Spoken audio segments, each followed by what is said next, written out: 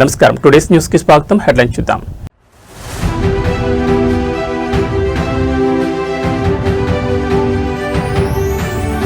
లోక్సభలో అమరావతి బిల్లు ఆమోదం. బిల్లును వ్యతిరేకిస్తూ సభ నుంచి వైకాపా వాకౌట్.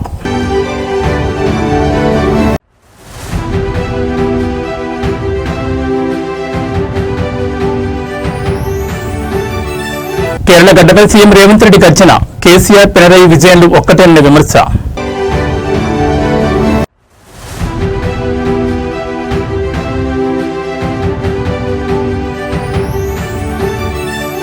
నేడు హనుమాన్ జయంతి శోభాయాత్ర. నగరంలో ట్రాఫిక్ ఆంక్షల అమల్లోకి.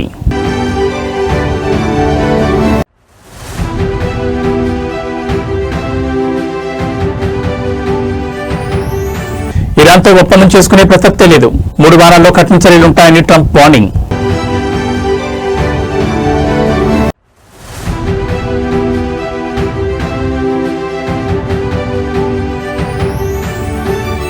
కుప్పకూలిన స్టాక్ మార్కెట్లో సెన్సెక్స్ 1400 పాయింట్ల పతనం.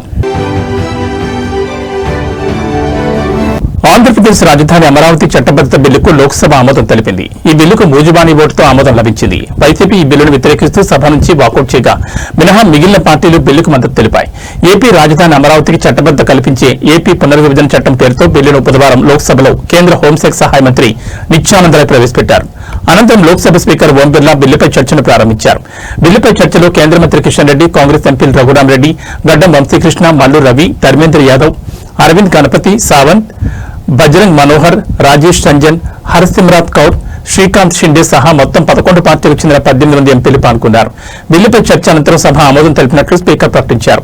అమరావతి బిల్లు గురువారం రాజ్యసభ ముందుకు రానుంది. కాంగ్రెస్ ఎంపీ మాణిక్యం ఠాకూర్ చర్చను ప్రారంభిస్తూ అమరావతి చట్టబద్ద బిల్లుకు కాంగ్రెస్ మద్దతు ఉంటుందని చెప్పారు. పునర్విభజన చట్టంలో పేర్కొన్న హామీలు అమలు చేయాలని కోరారు. అమరావతి కేవలం రాజధాని కాదని కోట్లాది మంది ప్రజల ఆకాంక్షని పేర్కొన్నారు. ఏపీకి ప్రత్యేక హోదా ఇప్పటికీ పెండింగ్ లోనే ఉందని గుర్తు చేశారు. ప్రత్యేక హోదాపై పార్లమెంట్ సాక్షిగా నాటి ప్రధాని హామీ ఇచ్చారన్నారు. అమరావతి నిర్మాణానికి కేంద్రం పూర్తి సహకారం ఇవ్వాలని, ఏపీకి अन्याय జరిగితే చూస్తూ ఊరుకోబోమన్నారు. में हुआ हा वालों के पक्ष में हुआ खंड 2 विधेयक का अंग बना।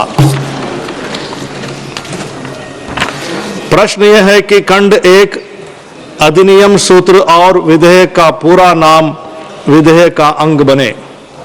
जो सदस्य इसके पक्ष में है वो हाँ कहें, जो सदस्य विरोध में है वो ना कहें। मेरे विचार में निर्णय हा वालों के पक्ष में हुआ, हाँ वालों के पक्ष में हुआ। खंड 1 अधिनियम सूत्र और विधेयक का पूरा नाम विधेयक के अंग बने। मंत्री अब यह प्रस्ताव करे कि विधेयक को पारित किया जाए। महोदय, मैं प्रस्ताव करता हूं कि विधेयक पारित किया जाए। प्रश्न यह है कि विधेयक को पारित किया जाए। जो सदस्य इसके पक्ष में है वो हाँ कहें, जो सदस्य विरोध में है वो ना कहें। मेरे विचार में निर्णय हाँ वालों के पक्ष में हुआ, हाँ वालों के पक्ष में हुआ। प्रस्ताव स्वीकृत हुआ और विधेयक पारित हुआ।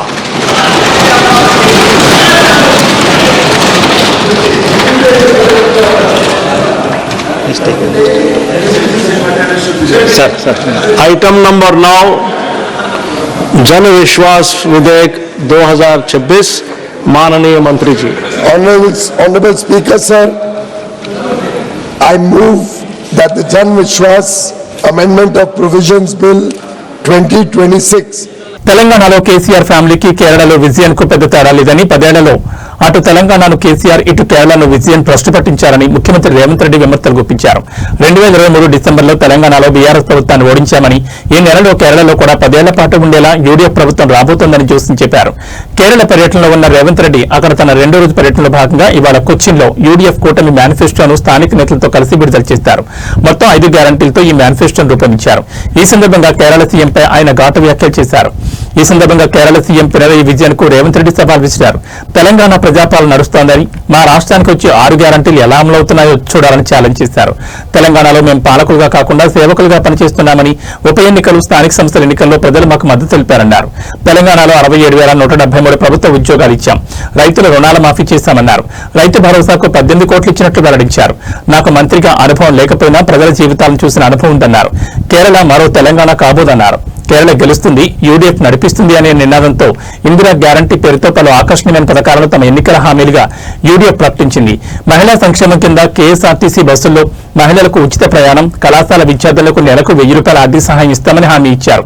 సామాజిక పెన్షన్ పథకం కింద సంక్షేమ పెన్షన్లు 3000కు పెంపు, మాజీ ముఖ్యమంత్రి ఉమన్ చాందీ పేరుతో ప్రతి కుటుంబానికి 25 లక్షల వరకు ఉచిత ఆరోగ్య బీమా కల్పించనున్నట్టు తెలిపారు. వ్యాపారాలు ప్రారంభించే యువతకు 5 లక్షల వరకు వడ్డీ లేని రుణాలు, నిరుద్యోగుల కోసం జాబ్ వాచ్ టవర్, యువశ్రీ పథకం అమలు చేస్తామని పేర్కొన్నారు. ప్రభుత్వ ఆసుపత్రుల్లో రోగులకు బెడ్ పొందడం ప్రాథమిక హక్కుగా పడుకోవాల్సిన అవసరం ఉండదు, మారుస్తామని ప్రకటించారు.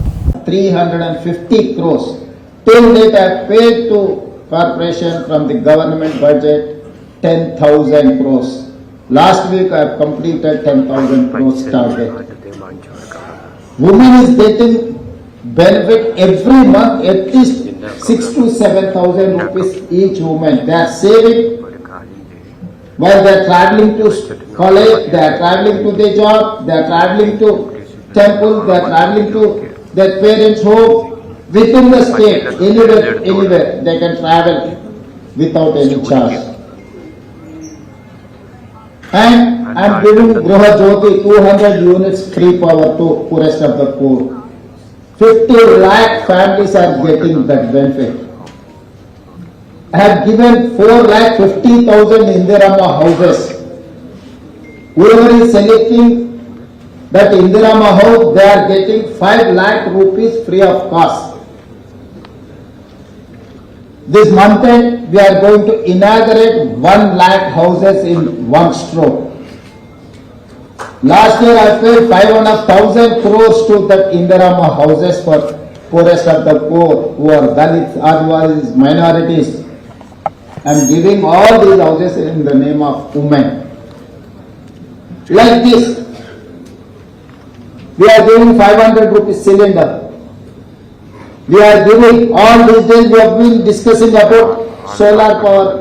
Adani, Ambani, or big corporate people are producing solar power to sell government organization. Today, my self-help group, women are producing solar power. I have given 1,000 megawatts to this women. I have supported them to establish 1,000 megawatts solar power. Now, our women are competing with Adani, Ambani. Have given petrol bunks to women. Have given 1,000 RTC buses. They have purchased 1,000 RTC buses. Now they have hired those buses to corporation. They are not traveling free bus. They are owner of the buses. This is what our success story. This is what our guarantees. Now, the time has come. Kerala people have to decide who has to run the government. I am assuring you, I am going to be there. I am going to stand along with Kerala people. My friends are going to, my UDF friends are going to implement this 5 guarantees. This is what my guarantee for Kerala people. I have aimed on my side. Next 20-25 years, I am going to serve poorest of the poor. Whenever Kerala people request, whenever Kerala people want to come here, I will come, I will support Kerala people. I have 28 months experience only as a chief minister, but this experience has come from ground level. From Karyakarta level to chief minister, from poorest of the poor, women, Adivasi, Dalits to richest of the richest person. Today I am handling. Hanuman జయంతిని పురస్కరించుకుని ఇవాళ నగరంలో భారీ శోభాయాత్రలు నిర్వహించనున్నారు. ఈ నేపథ్యంలో ప్రయాణికులకు ఇబ్బందులు కలగకుండా హైదరాబాద్ ట్రాఫిక్ పోలీసులు కఠినమైన ఆంక్షలు విధించారు. నగరంలో ప్రధానంగా 2 వైపుల నుంచి శోభాయాత్రలు ప్రారంభం కానున్నాయి. మొదటి శోభాయాత్ర గౌలిగూడ రామ్ మందిర్ నుంచి ప్యారడైజ్ జంక్షన్ వరకు, రెండో శోభాయాత్ర కర్మన్ ఘాట్ హనుమాన్ ఆలయం నుంచి కోటి వరకు కొనసాగుతాయి. ఇవాళ ఉదయం 9 గంటల నుంచి రాత్రి 8 గంటల వరకు ఈ ఆంక్షలు అమల్లో ఉంటాయి. ఊరేగింపు ముందుకు కదిలే కొద్దీ ఆయా ప్రాంతాల్లో దశల వారీగా ట్రాఫిక్ మళ్లింపులు లేదా నిలిపివేతలుంటాయి. ఈ మేరకు శోభాయాత్రకు వెళ్లే Koti, Abids, Narayanaguda, RT RTC X roads, Musheerabad, Secunderabad పరిసర ప్రాంతాల్లో ట్రాఫిక్ ఆంక్షలు అమల్లో ఉంటాయి. సాధారణ ప్రయాణికులు ఇబ్బంది పడకుండా ఉండేందుకు ఎల్బీ నగర్, ఉప్పల్, తార్నాక, సికింద్రాబాద్, మెహదీపట్నం నుంచి ప్రయాణించాలని ట్రాఫిక్ పోలీసులు ప్రత్యామ్నాయ మార్గాలను సూచించారు. శోభాయాత్ర సజావుగా సాగేందుకు నగరవాసులు సహకరించాలని, నగరవాసులు ప్రయాణాలను ముందుగానే ప్లాన్ చేసుకోవాలని పేర్కొన్నారు. అత్యవసర పరిస్థితుల్లో సమాచారం కోసం తమ హెల్ప్ లైన్ నెంబర్ 9010203626 కు కాల్ చేయాలని హైదరాబాద్ ట్రాఫిక్ విభాగం వెల్లడించింది.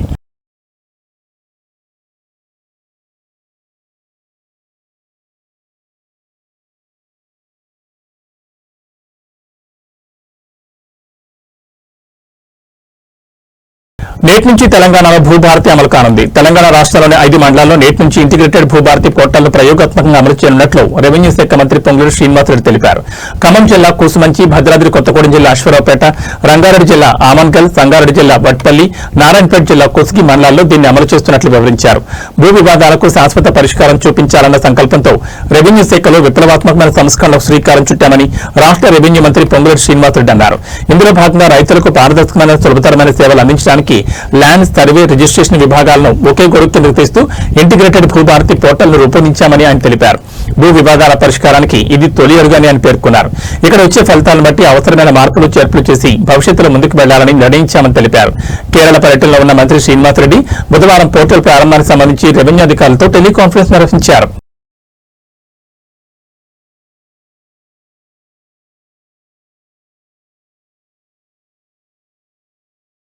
నిజామాబాద్ జిల్లా వర్ణి మండలం జలాల్పూర్లో అధికార పార్టీ నేత అహంకారం పరాకాష్ఠకు చేరింది. సర్పంచ్ ఎన్నికల్లో తనకు మద్దతు తెలపలేదన్న కక్షతో ఒక దళిత యువకుడిపై కాంగ్రెస్ సర్పంచ్ భర్త విచక్షణారహితంగా దాడికి పాల్పడ్డారు. పెట్రోల్ బంకులు పనిచేసుకుంటున్న అన్నం సాయిలు అనే యువకుడిని టార్గెట్ చేస్తూ సర్పంచ్ మమత భర్త ఇల్తం బాలు తన అనుచరులతో కలిసి రెచ్చిపోయారు. గతంలో నకిలీ నోట్ల కేసులో జైలుకు వెళ్లి వచ్చిన చరిత్ర ఉన్న ఈ నాయకుడు ఇప్పుడు అధికార బలంతో సామాన్యులపై దాడులు చేస్తుండటంతో గ్రామస్తులు భగ్గుమంటున్నారు. సర్పంచ్ ఎన్నికల్లో తనకు సపోర్ట్ చేయలేదన్న పాత కక్షతో అన్నం సాయిలపై ఇల్తం బాలు దాడి చేశారు.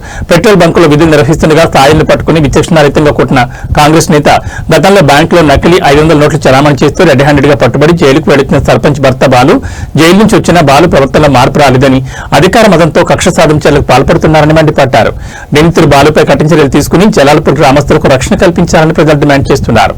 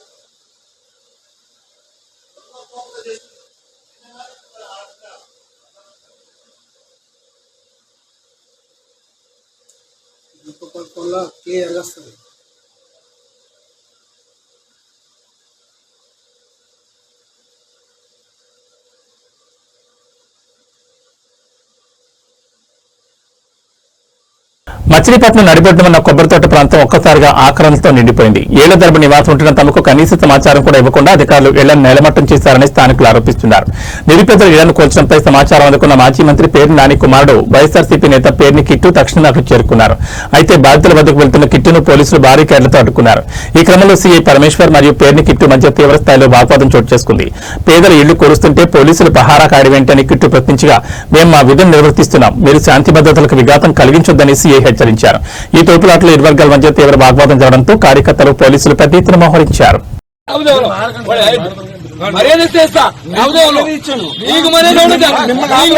మీకు మర్యాద చాలా ఎక్కువ. మీరు చేసే పనులకి మాకు అన్ని తెలుసులే గానీ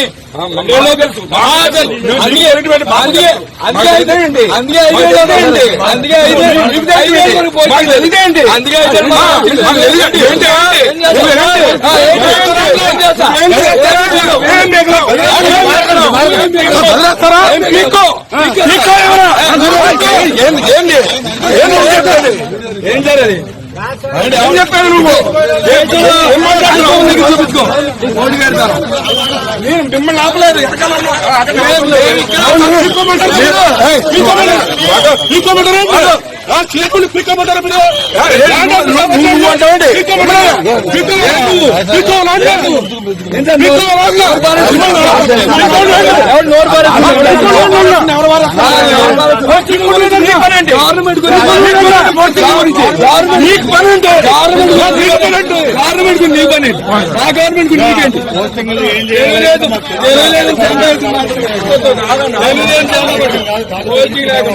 మరి అంత అన్యాయంగా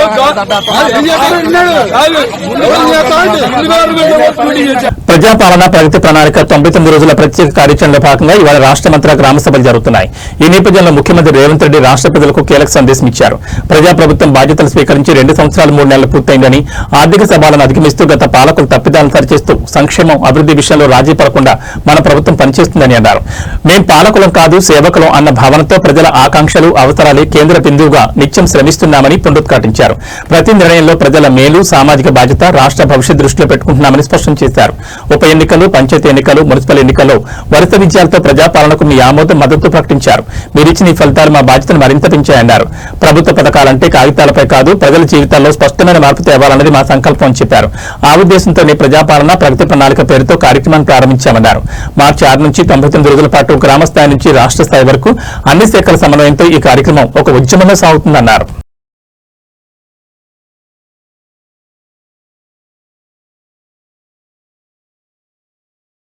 జగిత్యాల జిల్లాలోని ప్రముఖ పుణ్యక్షేత్రం కొండగట్టు అంజన్న సన్నిధి భక్తజన సంద్రమైంది. హనుమాన్ చిన్న జయంతి ఉత్సవాలు నేడు 2వ రోజుకు చేరుకోవడంతో రాష్ట్ర నలుమూల నుంచే కాకుండా పొరుగు రాష్ట్రాల నుంచి కూడా లక్షలాది మంది భక్తులు తరలివచ్చారు.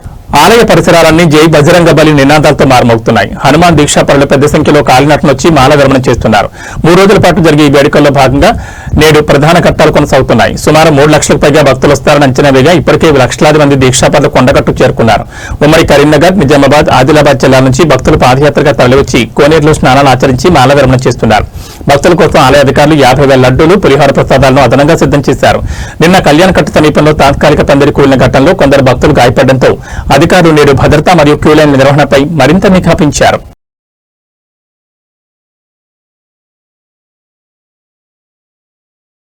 కడప జిల్లా ఒంటిమిట్ట కోదండరామస్వామి బ్రహ్మోత్సవాల్లో భాగంగా జరుగుతున్న సీతారాముల కళ్యాణోత్సవం వివాదాలకు వేదికైంది. లైంగిక ఆరోపణలు ఎదుర్కొంటున్న టీటీడీ చైర్మన్ బీఆర్ నాయుడు ఈ పవిత్ర వేడుకకు హాజరు కావడంపై భక్తులు మరియు విపక్షాల నుంచి తీవ్ర అభ్యంతరాలు వ్యక్తమవుతున్నాయి. ఒకవైపు తనపై వస్తున్న ఆరోపణలతో పదవికి రాజీనామా చేయాలనే డిమాండ్లు వెలువెత్తున్నా ఆయన ఏమాత్రం లెక్క చేయకుండా చైర్మన్ హోదాలో ముఖ్యమంత్రి చంద్రబాబు నాయుడుకు స్వాగతం పలకడం ఇప్పుడు చర్చనీయాంశంగా మారింది. తీవ్రమైన లైంగిక ఆరోపణలు ఎదుర్కొంటున్న వ్యక్తి పవిత్రమైన టీటీడీ చైర్మన్ పదవిలో కొనసాగడంపై భక్తులు పెదవిరుస్తున్నారు. తిరుమలలోనే కాకుండా నేడు ఒంటిమిట్టలో కూడా చైర్మన్ హోదాలో ముఖ్యమంత్రికి బీఆర్ నాయుడు స్వాగతం పలికారు. నైతిక బాధ్యత వహించి వెంటనే పదవి నుంచి తప్పుకోవాలని సోషల్ మీడియాలో మరియు భక్తుల నుంచి పెద్ద ఎత్తున డిమాండ్లు వినిపిస్తున్నాయి. చైర్మన్ ప్రభుత్వ ఆరోపణలపై ముఖ్యమంత్రి చంద్రబాబు నాయుడు ఇప్పటి వరకు ఎలాంటి చర్యలు తీసుకోకపోవడంపై రాజకీయ విమర్శలు వెల్లువెత్తున్నాయి. పవిత్రమైన సీతారాముల కళ్యాణ ఘట్టంలో ఎలాంటి వివాదాస్పద వ్యక్తులు పాల్గొనడం ఆలయ పవిత్రతకు భంగం కలిగించవేనని పలువురు అభిప్రాయపడుతున్నారు.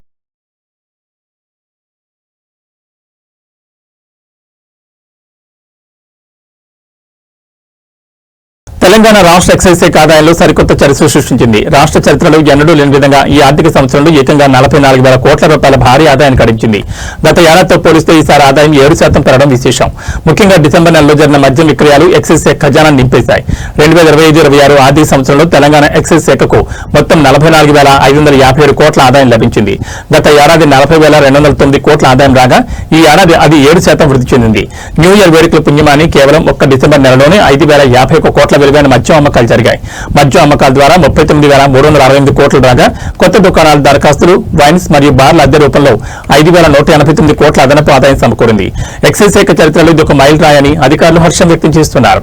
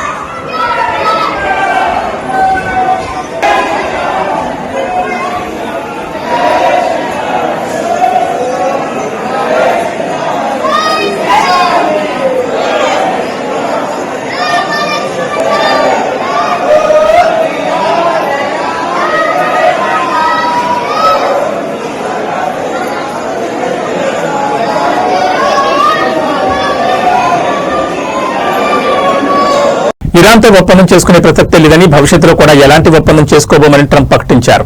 అమెరికా ప్రజలను ఉద్దేశించి ట్రంప్ ప్రసంగించారు. రాబోయే 2-3 వారాల్లో ఇరాన్పై కఠిన చర్యలు ఉంటాయని హెచ్చరించారు. ఇరాన్ అంతు చూస్తామని, చమురు క్షేత్రాలపై దాడి చేస్తామని వార్నింగ్ ఇచ్చారు. కాకపోతే యుద్ధం మాత్రం చాలా త్వరగా ముగుస్తుందని సంకేతాలిచ్చారు.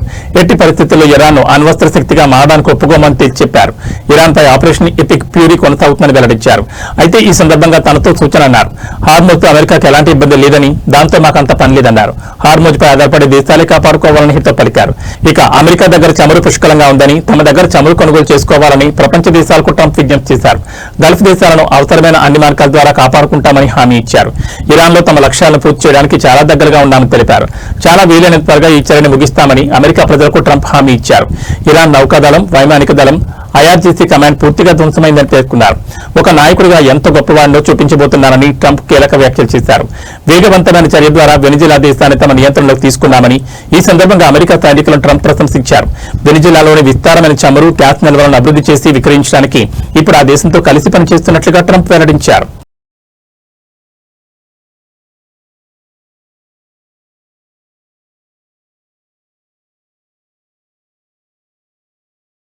పసిడి ప్రియులకు శుభవార్త. పశ్చిమాసియా యుద్ధం కారణంగా బంగారం, వెండి ధరలు ఎలా ఉంటాయోననే భయాందోళన చెందుతున్న తరుణంలో మగువలకు తీపి కబరందింది. నిన్నటి రోజున భారీగా పెరిగిన బంగారం, వెండి ధరలు కొన్ని గంటల వ్యవధిలోనే భారీగా తగ్గాయి. పెళ్లిళ్లు, శుభకార్యాల సమయంలో భారీ బోరట లభించింది. తులం గోల్డ్పై 1530 తగ్గ, కిలో వెండిపై 5000 తగ్గింది. తులం గోల్డ్పై 1530 తగ్గడంతో బులియన్ మార్కెట్లో 24 క్యారెట్ల 10 గ్రాముల ధర 1,51,420 దగ్గర ట్రేడ్ అవుతోంది. ఇక 22 క్యారెట్ల 10 గ్రాముల ధరపై 1,400 తగ్గడంతో 1,38,800 దగ్గర అమ్ముడవుతోంది. ఇక 18 క్యారెట్ల 10 గ్రాముల బంగారం ధరపై 1,440 తగ్గడంతో 1,13,570 దగ్గర ట్రేడ్ అవుతోంది. సిల్వర్ ధర కూడా భారీగా దిగొచ్చింది. గురువారం కిలో వెండిపై ఏకంగా 5,000 తగ్గింది. దీంతో బులియన్ మార్కెట్లో కిలో వెండి ధర 2,50,000 దగ్గర అమ్ముడవుతోంది. హైదరాబాద్, చెన్నైలో మాత్రం కిలో వెండి ధర 2,55,000 దగ్గర ట్రేడ్ అవుతోంది. ఢిల్లీ, కోల్కతా, ముంబై, బెంగళూరులో మాత్రం కిలో వెండి ధర 2,50,000 దగ్గర అమ్ముడవుతోంది.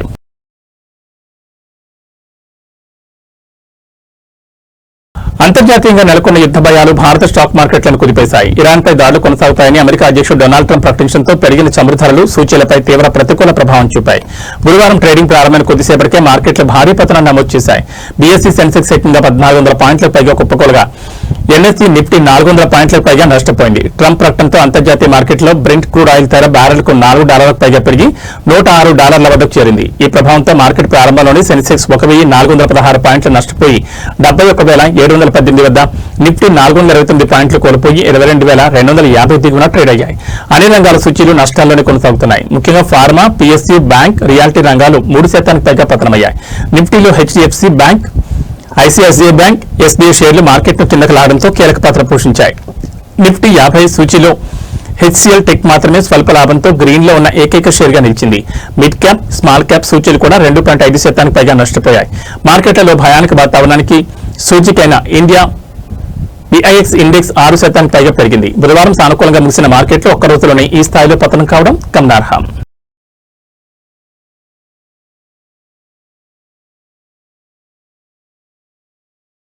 ఏబీ బులెటిన్ విశేషాలు. నమస్కారం.